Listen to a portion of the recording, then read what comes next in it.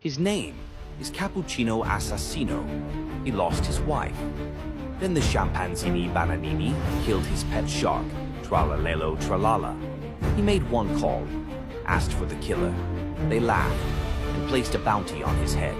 Now every assassin is after him. But Cappuccino doesn't run. He digs. Back in his house, he uncovers the weapons he buried long ago.